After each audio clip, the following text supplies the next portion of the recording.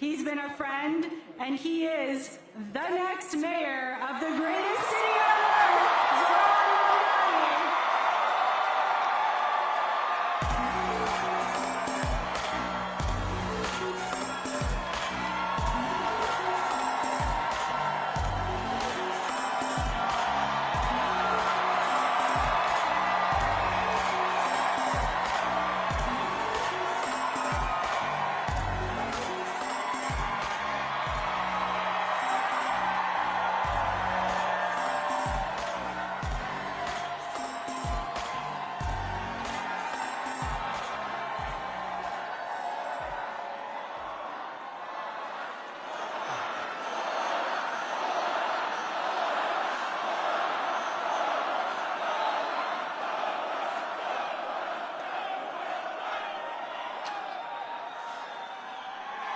Thank you, my friends.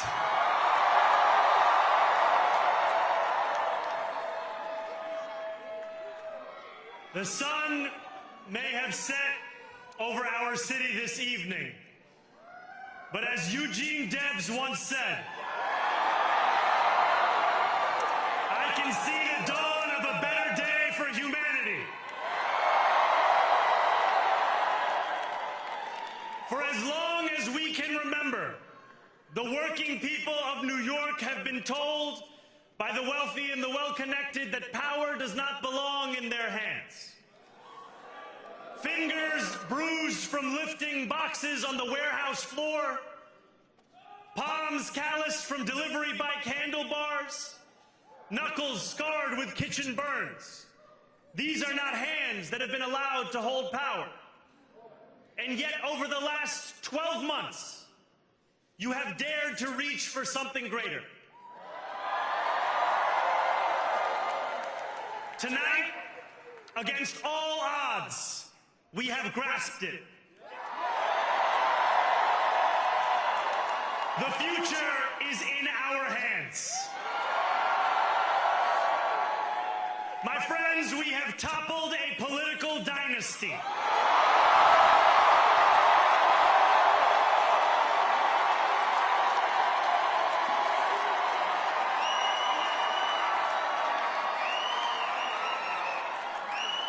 I wish Andrew Cuomo only the best in private life. But let tonight be the final time I utter his name as we turn the page on a politics that abandons the many and answers only to the few.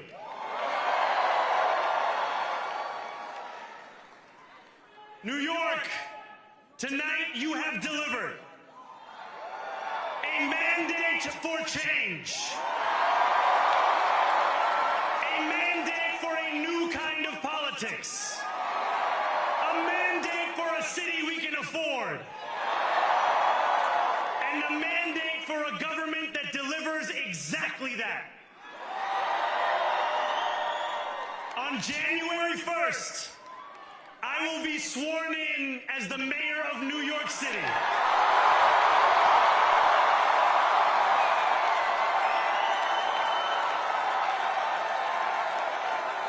And that is because of you.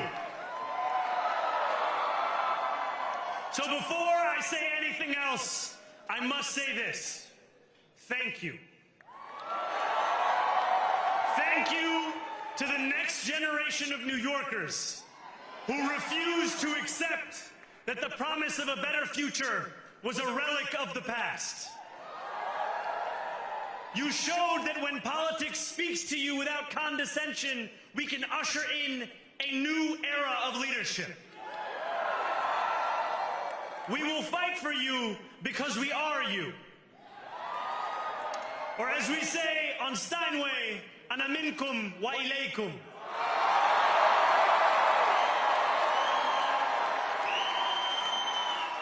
Thank you to those so often forgotten by the politics of our city who made this movement their own.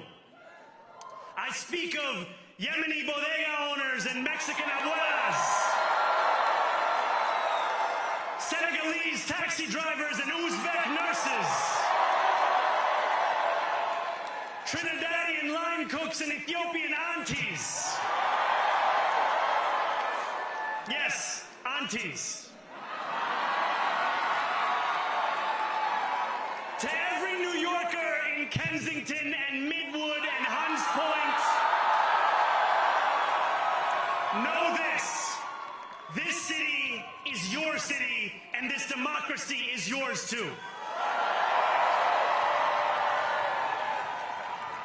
This campaign is about people like Wesley, an $11.99 organizer I met outside of Elmhurst Hospital on Thursday night.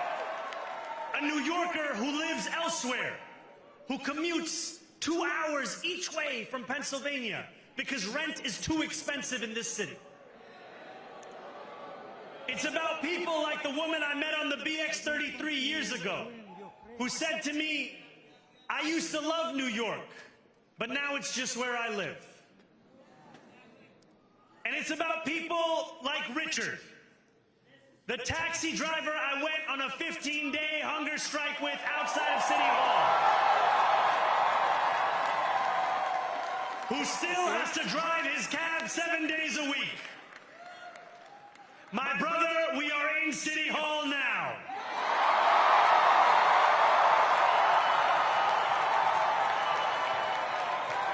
This victory is for all of them, and it's for all of you.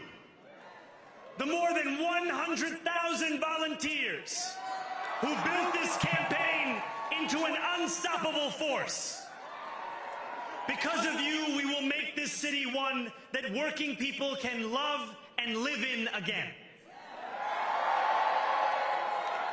With every door knocked, every petition signature earned, and every hard-earned conversation, you eroded the cynicism that has come to define our politics. Now I know that I have asked for much from you over this last year. Time and again, you have answered my calls. But I have one final request. New York City, breathe this moment in.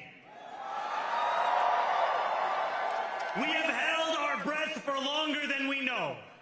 We have held it in anticipation of defeat. Held it because the air has been knocked out of our lungs too many times to count. Held it because we cannot afford to exhale. Thanks to all of those who sacrificed so much, we are breathing in the air of a city that has been reborn.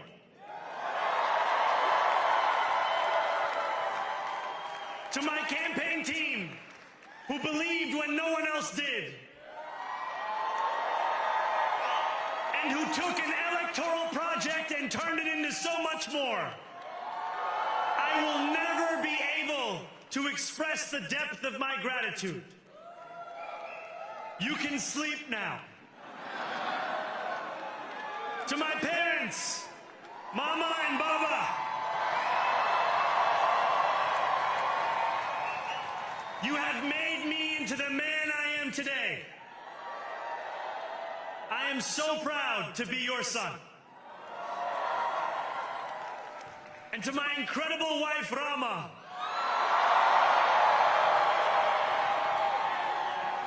Hayati, there is no one I would rather have by my side in this moment and in every moment.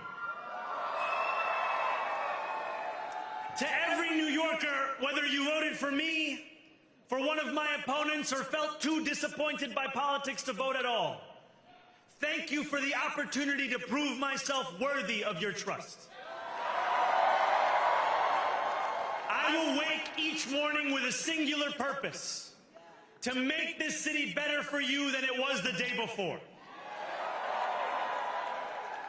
There are many who thought this day would never come, who feared that we would be condemned only to a future of less, with every election consigning us simply to more of the same. And there are others who see politics today as too cruel for the flame of hope to still burn. New York, we have answered those fears. Tonight we have spoken in a clear voice. Hope is alive. Hope is a decision that tens of thousands of New Yorkers make day after day. Volunteer shift after volunteer shift, despite attack ad after attack ad.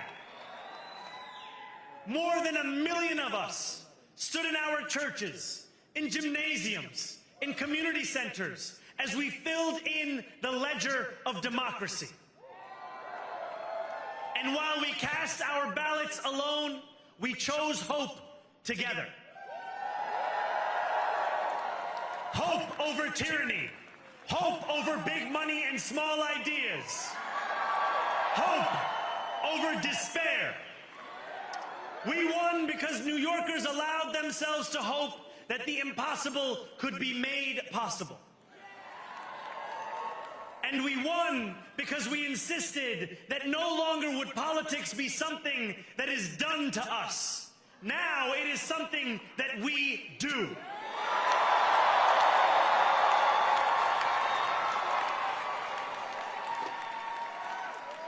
Standing before you, I think of the words of Jawaharlal Nehru. A moment comes but rarely in history when we step out from the old to the new, when an age ends and when the soul of a nation long suppressed finds utterance. Tonight we have stepped out from the old into the new. So let us speak now with clarity and conviction that cannot be misunderstood about what this new age will deliver and for whom. This will be an age where New Yorkers expect from their leaders a bold vision of what we will achieve, rather than a list of excuses for what we are too timid to attempt.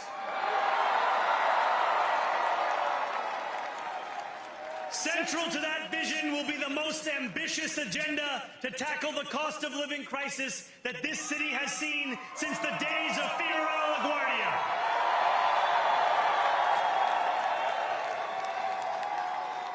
An agenda that will freeze the rents for more than 2 million rent-stabilized tenants. Make buses fast and free. And deliver universal child care across our city. Years from now, may our only regret be that this day took so long to come. This new age will be one of relentless improvement. We will hire thousands more teachers. We will cut waste from a bloated bureaucracy. We will work tirelessly to make lights shine again in the hallways of NYCHA developments where they have long flickered. Safety and justice will go hand in hand as we work with police officers to reduce crime and create a department of community safety that tackles the mental health crisis and homelessness crises head on. Excellence will become the expectation across government, not the exception. In this new age we make for ourselves, we will refuse to allow those who traffic in division and hate to pit us against one another. In this moment of political darkness, New York will be the light. Here, we believe in standing up for those we love.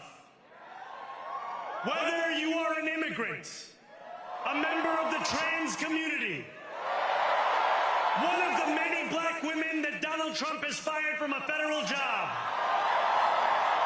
a single mom still waiting for the cost of groceries to go down, or anyone else with their back against the wall, your struggle is ours too.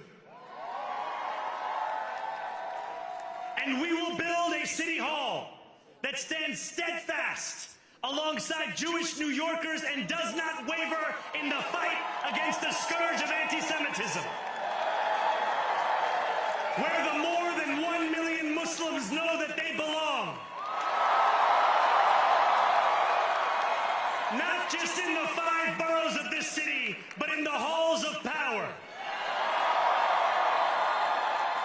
No more will New York be a city where you can traffic in Islamophobia and win an election.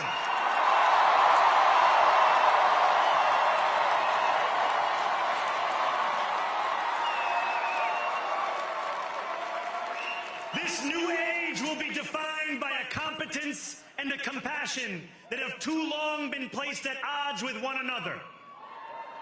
We will prove that there is no problem too large for government to solve and no concern too small for it to care about. For years, those in City Hall have only helped those who can help them. But on January 1st, we will usher in a city government that helps everyone. Now, I know that many have heard our message only through the prism of misinformation. Tens of millions of dollars have been spent to redefine reality and to convince our neighbors that this new age is something that should frighten them.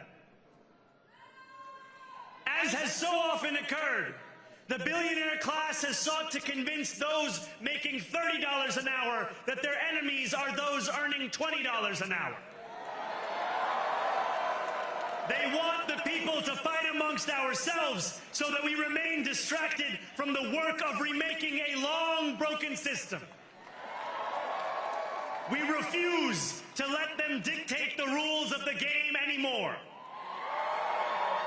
They can play by the same rules as the rest of us. Together, we will usher in a generation of change. And if we embrace this brave new course, rather than fleeing from it, we can respond to oligarchy and authoritarianism with the strength it fears, not the appeasement it craves. After all, if anyone can show a nation betrayed by Donald Trump how to defeat him, it is the city that gave rise to him.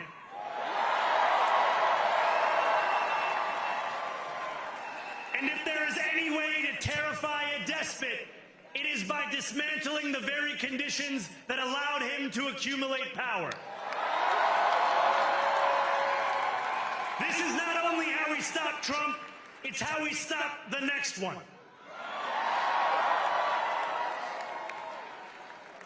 So Donald Trump, since I know you're watching, I have 4 words for you.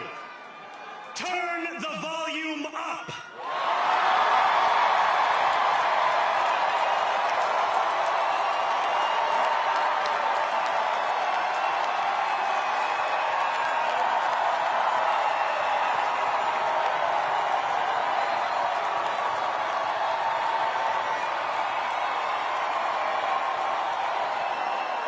We will hold bad landlords to account because the Donald Trumps of our city have grown far too comfortable taking advantage of their tenants.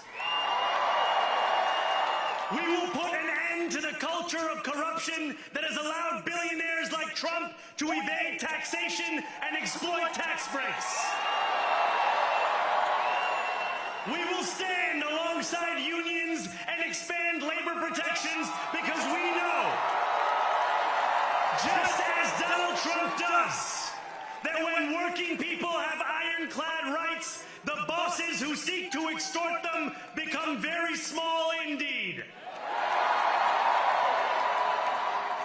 New York will remain a city of immigrants, a city built by immigrants, powered by immigrants, and as of tonight, led by an immigrant.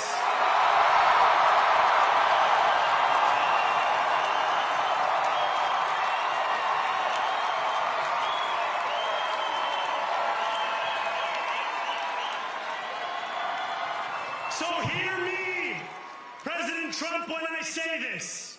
To get to any of us, you will have to get through all of us.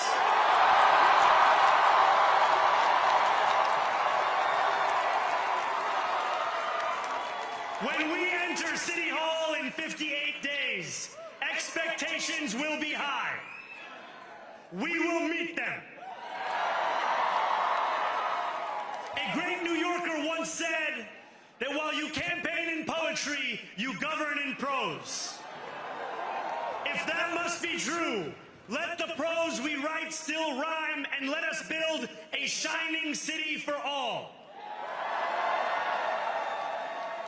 And we must chart a new path, as bold as the one we have already traveled. After all, the conventional wisdom would tell you that I am far from the perfect candidate. I am young, despite my best efforts to grow older. I am Muslim.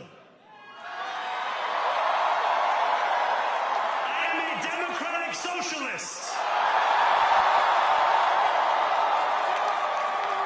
And most damning of all, I refuse to apologize for any of this. And yet, if tonight teaches us anything, it is that convention has held us back. We have bowed at the altar of caution, and we have paid a mighty price. Too many working people cannot recognize themselves in our party. And too many among us have turned to the right for answers to why they've been left behind. We will leave mediocrity in our past. No longer will we have to open a history book for proof that Democrats can dare to be great. Our greatness will be anything but abstract. It will be felt by every rent-stabilized tenant who wakes up on the first of every month, knowing the amount they're going to pay hasn't soared since the month before. It will be felt by each grandparent who can afford to stay in the home they have worked for, and whose grandchildren live nearby because the cost of childcare didn't send them to Long Island. It will be felt by the single mother who is safe on her commute and whose bus runs fast enough that she doesn't have to rush school drop-off to make it to work on time. And it will be felt when New Yorkers open their newspapers in the morning and read headlines of success, not scandal. Most of all, it will be felt by each New Yorker when the city they love finally loves them back. Together, New York, we're going to freeze the... Together, New York, we're going to make buses fast and... Together, New York, we're going to deliver universal... Let the words we've spoken together, the dreams we've dreamt together, become the agenda we deliver together.